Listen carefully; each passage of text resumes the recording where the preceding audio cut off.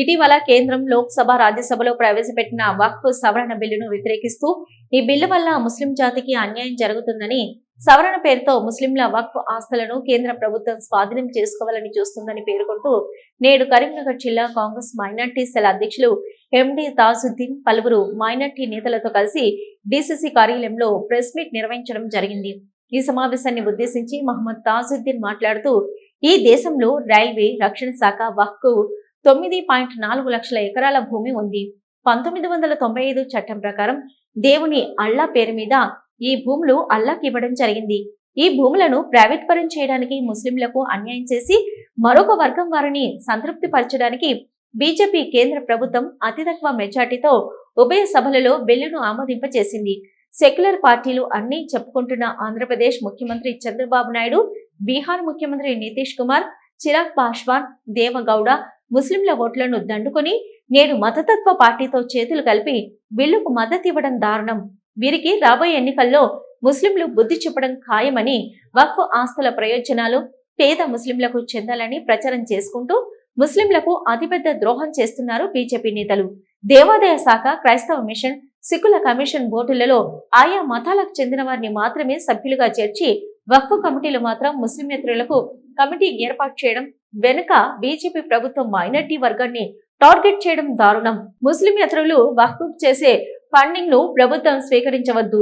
అందు భక్తులను సంతృప్తి పరచడానికి బీజేపీ చేస్తున్న ఈ ప్రయత్నాలను సెక్యులర్ వాదులు తీవ్రంగా వ్యతిరేకిస్తూ దేశవ్యాప్తంగా నిరసనలు చేపడుతున్నారు. భారతదేశంలో రైల్వే, రక్షణ తర్వాత మూడో అతిపెద్ద భూములు అంటే వక్ఫ్ బోర్డుకు సంబంధించిన భూములే ఉన్నాయి. 9.4 లక్షల శాతం వక్ఫ్ బోర్డు భూములు ఉన్నాయి. అవి ముస్లింలకు సంబంధించిన భూములు. ముస్లింలకే 1995లో దాన్ని చట్టం విస్తరణ జరిగింది. ఓన్లీ ముస్లింలకు చెందే విధంగా ఆ భూములు ఉండాలి అని చెప్పడం జరిగింది. అవి దేవునికి సంబంధించిన మళ్ళా పేరు తెచ్చిన భూములు అవి. కానీ మొన్న రాజ్యసభలో మొన్న పార్లమెంట్లో రాజ్యసభలో అతి తక్కువ మెజార్టీతో సవరణ బిల్లు నెగ్గడం జరిగింది. చట్టం తేవడం జరిగింది.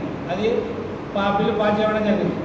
సెక్యులర్ పార్టీగా చెప్పుకుంటున్న ఆంధ్రప్రదేశ్లో చంద్రబాబు నాయుడు, బీహార్లో నితీష్ కుమార్, ఇంకో పార్టీ ఉన్నది రామ్విలాస్ పాస్వాన్ కొడుకు చిరాగ్ పాస్వాన్, దేవగౌడ, ఇలా 4-5 పార్టీలు ముస్లింల ఓట్లు దండుకొని ప్రభుత్వాలు నడుపుతున్న బీహార్, ఆంధ్రప్రదేశ్ వాళ్ళు కూడా సెక్యులర్ పార్టీ చెప్పుకుంటున్న వాళ్ళు కూడా బిల్లుకు మద్దతు ఇవ్వడం చాలా దారుణం.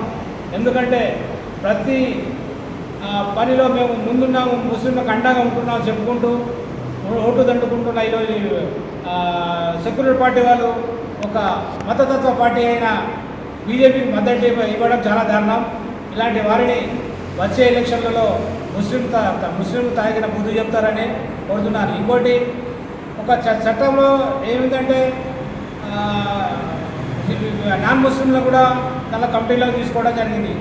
మహిళలు కానీ వేరేలు కానీ ఇలా కమిటీలో తీసుకోవడం. ఎన్నో కమిటీలు ఉన్నాయి. దేవాదాయ బోర్డు ఉన్నది, క్రిస్టియన్ కమిటీ బోర్డు ఉన్నది, వేరే ఉన్నాయి, సిక్కులది కూడా ఉన్నాయి. కానీ దానిలో ముస్లింలో బోర్డు మెంబర్లు ఉన్నారా? లేరు. కానీ దీనిలో ఎందుకంటే నరేంద్ర మోడీ ఒక వర్గాన్ని టార్గెట్ చేస్తూ కుట్రపూరితంగా ఏదో చేద్దామని చేస్తున్నారు తప్ప ఇది లేదు ఉద్దేశం కాదు. ఇంకోటి, ఇలా చేయడం వల్ల హిందువుల ఓటు దండుకోవచ్చు అని చాలామంది అనుకుంటున్నారు. కానీ కొందరు అంధభక్తులు సంతోషిస్తున్నారే తప్ప చాలా శాతం మన సెక్యులర్ ముస్లింలు దీన్ని వ్యతిరేకిస్తున్నారు. చాలామంది హిందూ మేధావులు కూడా దీన్ని వ్యతిరేకిస్తూ ఢిల్లీలో చాలా ప్రదర్శన కూడా చేస్తున్నారు.